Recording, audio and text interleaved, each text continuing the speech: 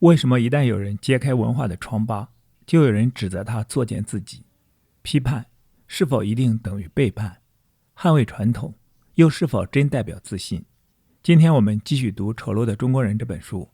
今天读到的是2篇回应博洋的文章，要隐恶扬善，勿作践自己，以及贱骨头的中国人。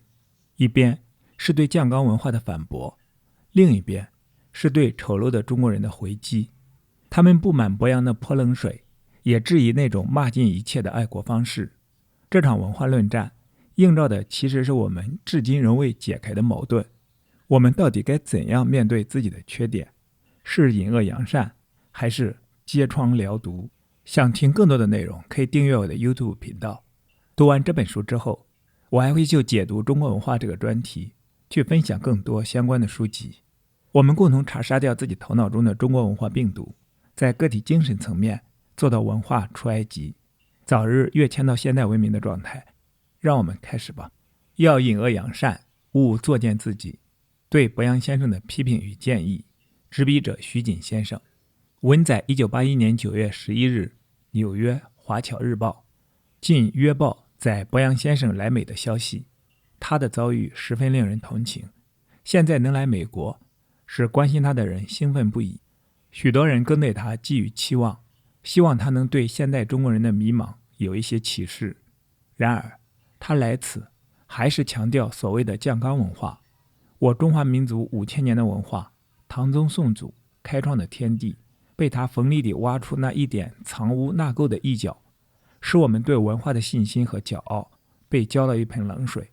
博洋先生的看法，相信是由衷之言，是由他自身的不平经验而发。但是以他目前的身份，尤其在会影响到许多人的时候，不能再肆无忌惮嬉笑怒骂。他这一番酱缸理论使我不得不对他做一些善意的批评。博洋先生不只向许多人浇一头冷水，打击人们对自身文化的自尊心，而更使外人拿宦官小脚来取笑我们。从实际上来说，他的想法也是相当偏激的，而且误解到宦官小脚是文化的缺失。事实上，我认为这些只是专制独裁的昏君庸主为了私欲而做的残酷行为，这并不属于真正的中国文化。比如唐诗的诗律，后人认为是作诗的妨碍，但唐人的诗生动自然，唐诗律是依当时的言语文字水平而来的。真正诗的精神崇尚自然有创意，唐人并没有要后代以他的诗律为准则，那是后代舍本逐末的结果。再以生活习惯上来说，旗袍是满族人的服装，雍容华贵，但是现代的旗袍多为紧身高叉，早已失去原有的气质。当然，忽视我们祖先曾有过诸如宦官小脚的恶习是不正确的，但是我们都知道，中国传统中有隐恶扬善的德行。美国西部的开发现在被说成是一部创业奋斗的史诗，而当时的黑暗残酷虽然是其重要的一面，却被削减到最低点，更有的成了传奇浪漫故事。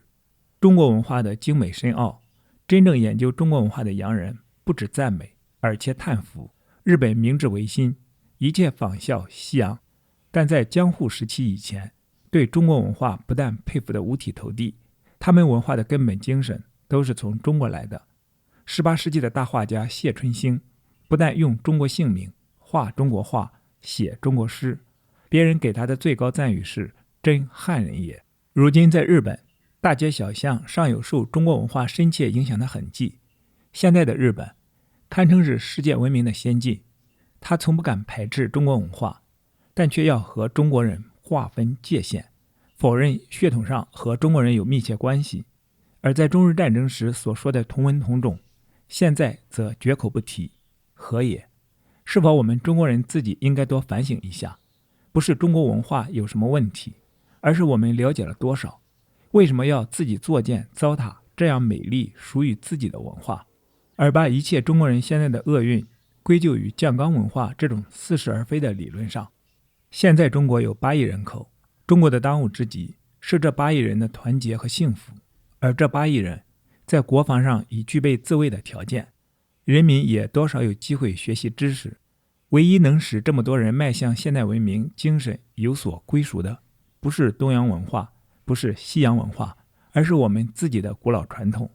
它有深邃的人生经验，它有丰富的科学思想，它有优美的文字诗歌，它有变幻无穷的美术、工艺、建筑、音乐、服装等等等等。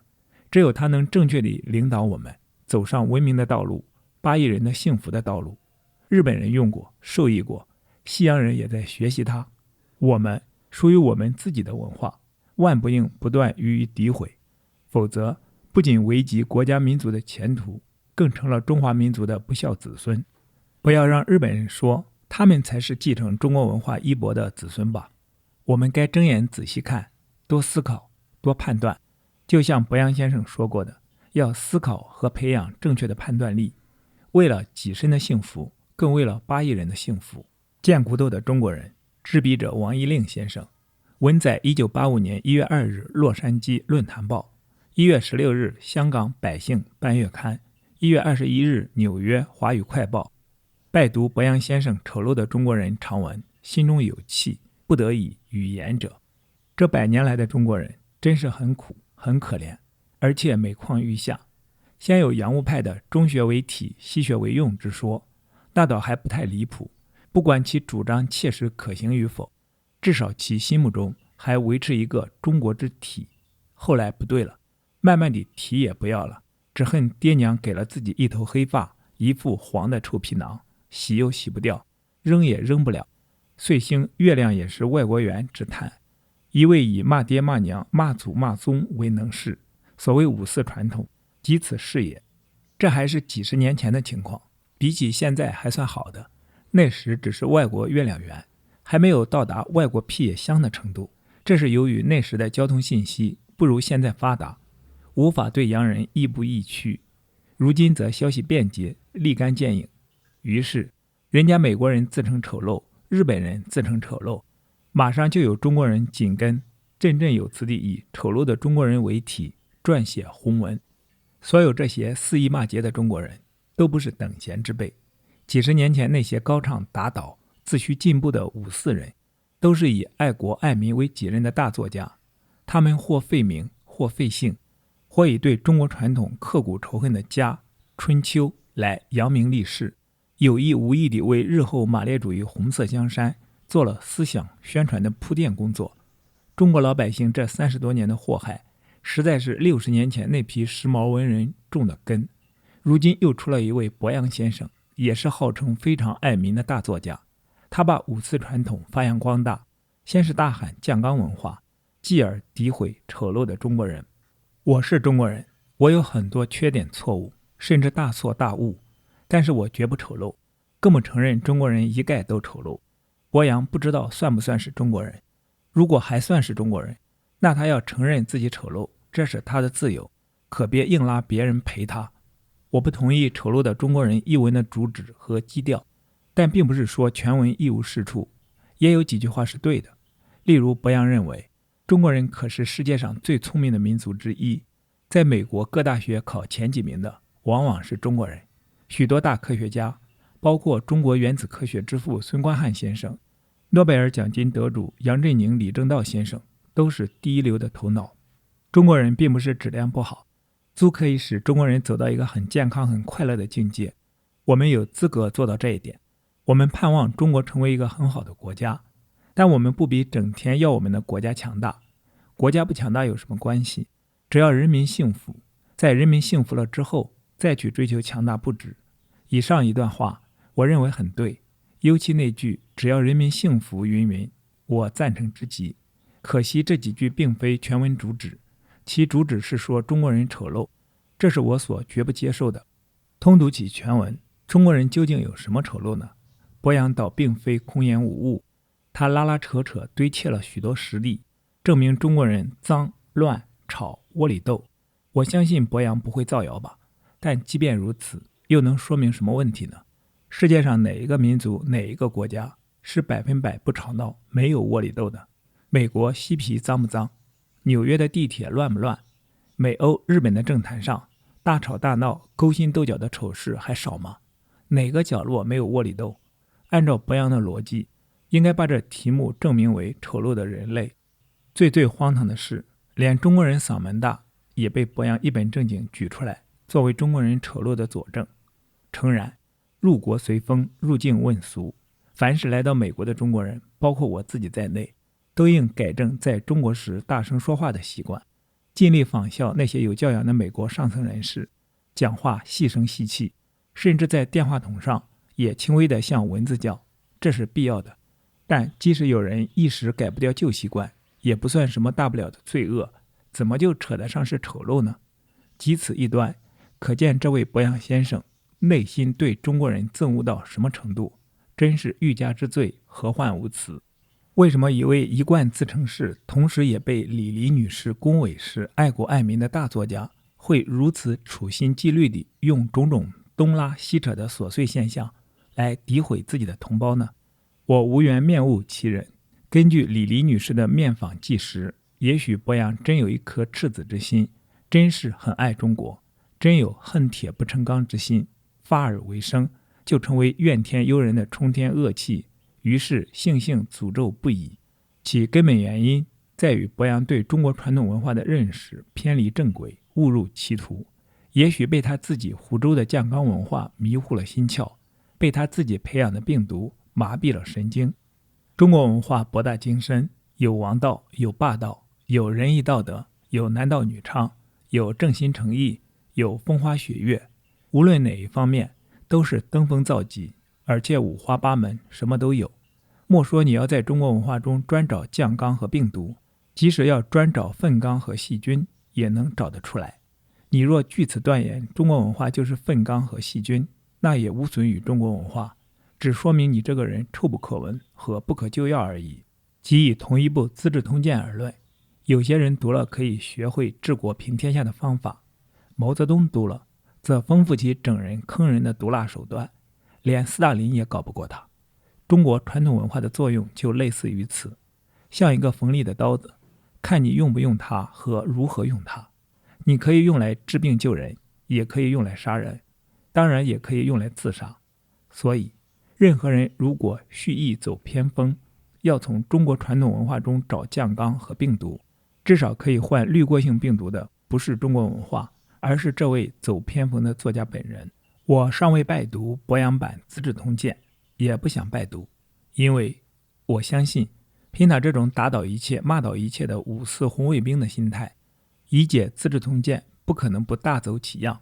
我对司马温公是五体投地的，他的《资治通鉴》教导人君何以治国，教导人臣何以从政，甚至教导平民百姓何以处富贵，何以处贫贱，邦有道如何自处，邦无道又如何自处。在中国这样的社会里，认认真真把《资治通鉴》研究一下，确实受用不尽，最起码不至于坐国民党的牢，或者戴共产党的帽。附带讲几句题外的话，近100年来，由于中国的政治黑暗，文人作家被枪毙者有之，被长期关在牢里者有之，被戴帽子者更有之。这当然是政府当局的天高地厚，人们出于对暴政的鄙弃，就对暴政的反对者同情而崇敬，仿佛坐过牢或戴过帽子的人头上都自然出现一层光圈。但我认为不然，至少不能一概而论。古往今来，有些牢狱之殃和杀身之祸是值得尊敬的，例如古代甘冒斧钺之诛而秉笔直书的使臣，以及近代不畏权贵而揭露孔宋豪门的新闻记者。这些人的杀头和坐牢当然有意义有价值，令人肃然起敬。至于那些李大钊、胡也频之流的烈士，我认为死不足惜。那些王一令之流的右派，我认为咎由自取。尽管政府当局制造这些烈士和右派完全是无法无天的暴行和虐政，但对这些受害者本人而言，其祸害仅是有损于己，并无益于生民。一句话，苦头吃的没有名堂，活该。基于这个道理，我认为博洋先生开口闭口坐了9年另多少天的牢，仿佛牢狱是他镀金之地一样，实在大可不必。要照博洋这个逻辑，宝岛上有位文人比博洋更了不起，他坐牢出来后，至今仍在岛上摇笔杆大骂，丝毫不减锋芒，照样是祖宗18代的骂。但在我看来，这又有什么了不起呢？充其量亡命文人而已。最后归纳为一句话，中国人丑陋则未必，但中国人内却不乏贱骨头。贾子东写于美国加州西云阁。好，今天的读书分享暂时到这里。今天我们读了要隐恶扬善，五作践自己，对白杨先生的批评与建议和贱骨头的中国人这两个小专题。期待在下一次的读书分享中与你再相逢。